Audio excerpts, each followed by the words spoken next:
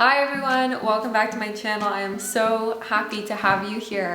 It's Tuesday when I'm filming this, Tuesday at 3:03 p.m. So I am behind, a little bit behind this week, but we're getting it done and you will have content out very soon, very shortly, within the next like 2 hours of me filming this. How crazy is that? But yeah, that's how my week's going and we're getting it done, and I have actually planned out some content for you. I've written it down, hence my pen.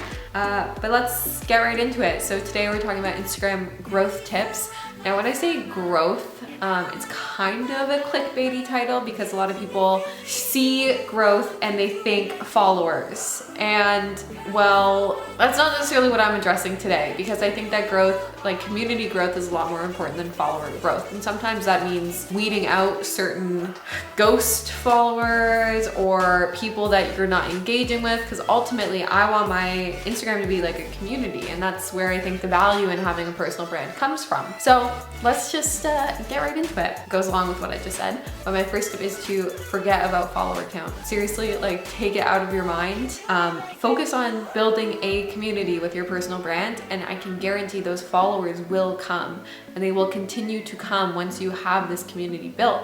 I previously fell into the trap, but I was in an engagement group on Instagram. So you would comment your handle and people would go and like and comment and save your posts, and you would have to do the same to all these people and then go back and comment that you've done it to everyone.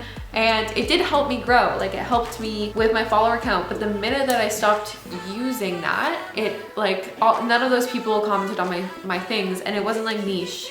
It was all over the place because there were like moms on there. There were some people who were like Target influencers, and like, well, you know, I'm not trying to say that my style of posting or anyone else's is better than someone's, but it's just personally not what I want to engage with, what I would engage with if I wasn't kind of forced to or putting myself in this position where I had to in order to gain followers. When you're thinking about growth, I think it's important to just like take that out of your mind, because it will come, like guaranteed. So as you approach this video and as you approach your social media, try to focus on the people that you have and creating stronger bonds with them and responding to their comments and, you know, returning the favor if you like their stuff, and maybe following each other if they're in a similar niche, and interacting with their stories, and like it all comes full circle. So forget about follower count, focus on community. That is my number one tip. Number two is focus on consistency and frequency of posts, which you've heard at least a million times if you're watching these videos, but consistency is so crucial to Instagram. I have struggled with that for a really long time. So my tips for consistency come with increasing your preparation. So even if I do it the day before, where I can plan out the content that I'm gonna post that day, like my feed post, I try and post 3 times a day. That's my ideal frequency. I don't hit it all of the time, but I try and post 1 in feed post and 2 reels. And so if I take time the night before or the week before, ideally it would be the week before, but life gets in the way. So even if I take time the night before and kind of plan out what I'm gonna be posting and what kind of caption it's gonna be, it's gonna help me so much in the long run with my consistency. I've had a few times over the past weeks where I've been out and I haven't taking the time to plan. And so then you're out and you don't want to be on your phone, and you're scrolling through like a million old photos to find one that you want to post, or trying to go through all your drafts and reels, and half of them are like nonsense.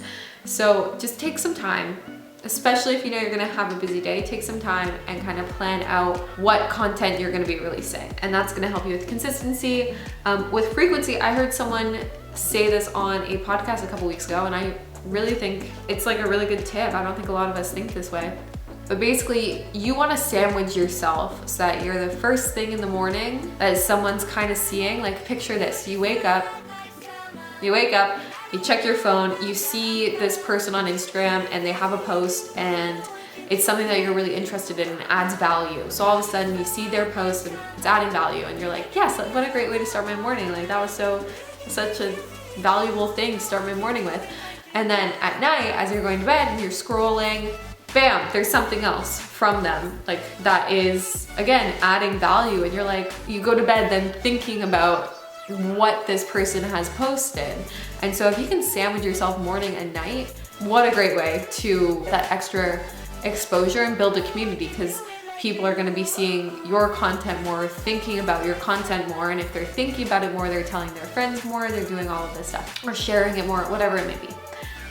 Now, my middle post in the day is usually to hit the people like afternoon slump, like people who are not using it at night and not using it in the morning. So you got your planning, you know the 3 posts that you're gonna make, you have your times kind of set out.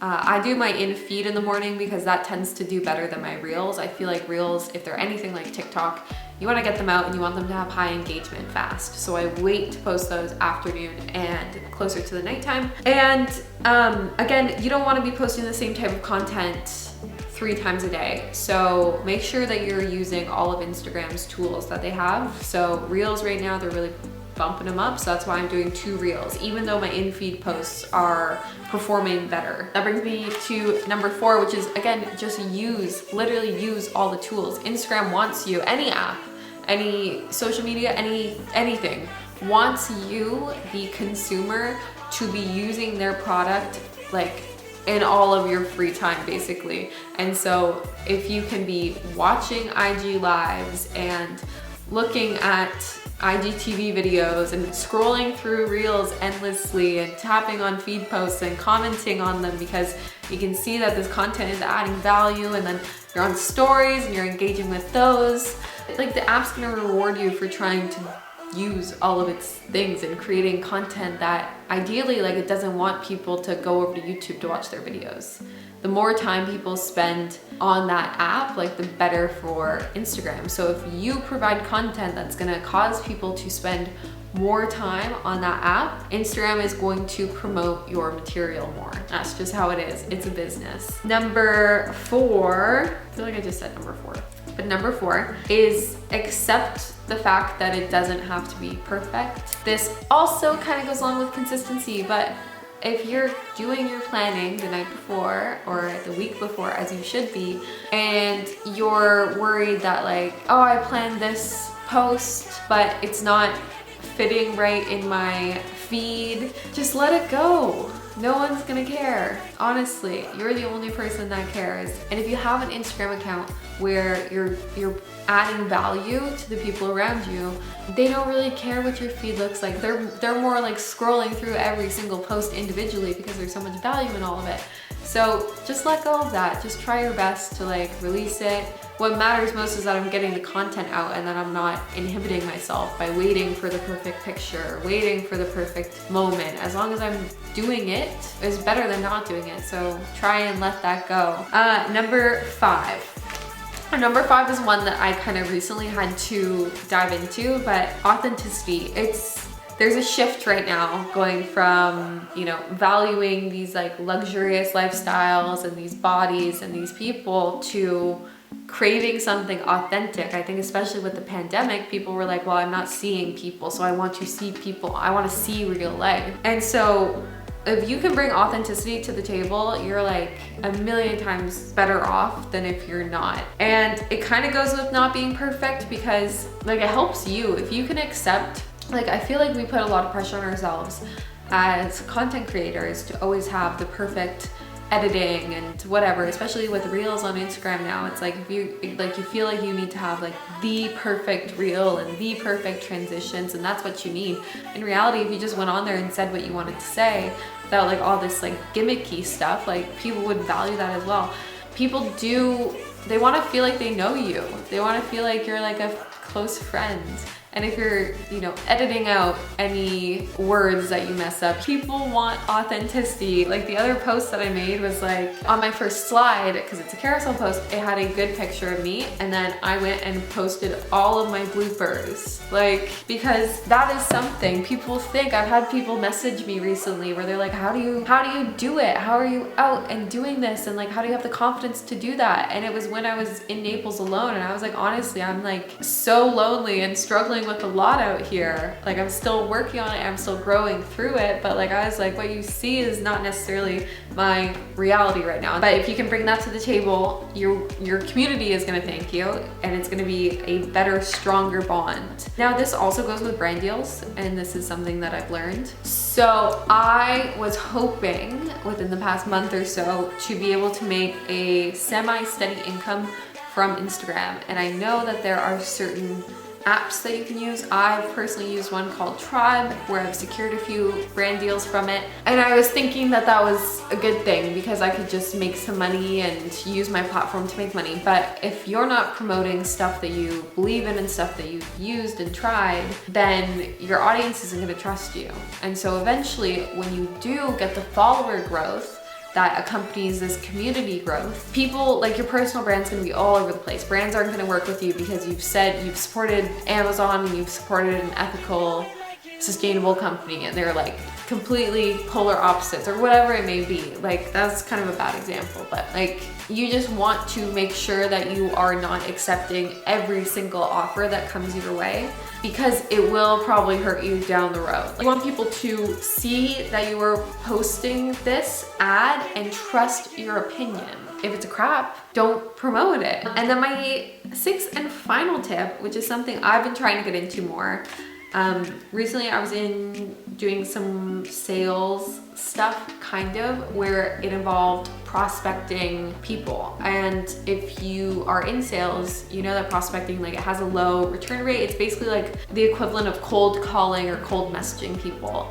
And so with your Instagram, where this can come in is that if you're not seeing growth or if your community is kind of stagnant, I would make it a personal goal to every day find 3 to 5 accounts that are in your niche, similar to you, give them a follow, like some of their posts, and then basically cold call them and send them a message and just say, hey, whatever their name is, whatever their handle is, like I really love your vibe. We have similar values, and so I'm really happy to follow you along on this journey. And half the time they will not reply to you, but some of them will, and you'll get a follow back. And then just by having that little connection, you've already sparked this community aspect of who you are. And it is kind of sketchy, and like when I first started doing it, I was like, oh, people are gonna think I'm like trying to sell them something. But as long as you don't like follow up with like, try my shampoo or like whatever it is, like then you're fine. So keep that in mind. And yes, some people are afraid of this like ratio, like the amount that you're following versus your followers going up too high. If that's a concern for you, I think you're doing it for the wrong reasons. And that might be harsh.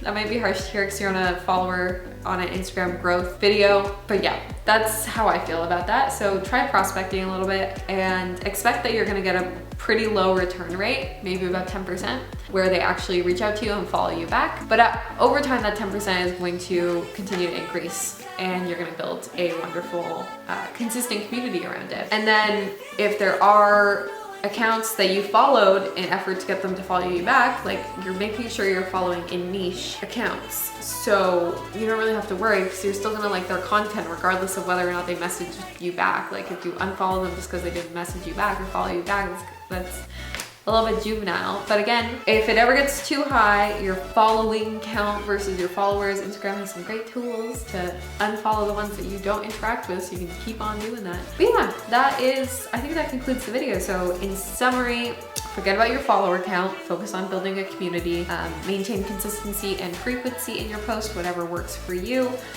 Remember that your content does not have to be perfect, and that people also value authenticity. So try and bring that to the table a little bit more often when possible. Utilize all of Instagram or whatever app whatever media you're trying to grow on, use all of their tools. If you have people spending more time engaging with your content, that means more people are using the app. That means that Instagram is making more money, which means that you are now a more valuable partner to them, and they are going to boost your content. And then do some prospecting, like message some accounts, get out of your comfort zone, try and network a little bit, and accept that whatever's gonna happen is gonna happen. Like build that community, and the physical numerical growth will come along with that. So those are my tips. I am obviously open to questions, concerns, comments, feedback, anything. Put in the captions in the comments below. I can't speak today. put it in the comments and give this video a thumbs up if you liked it, and give me a follow if you want to see more of me. I am trying to post some more valuable content as well as my day-to-day. So if you want to bum it with me for a little bit and hang out with me on my day-to-days as well, you know what to do. Hit that subscribe button. And that is all for today's video. So I will see you in approximately 2 hours when I post this. And that's it. So I hope you have a wonderful day. All right, bye.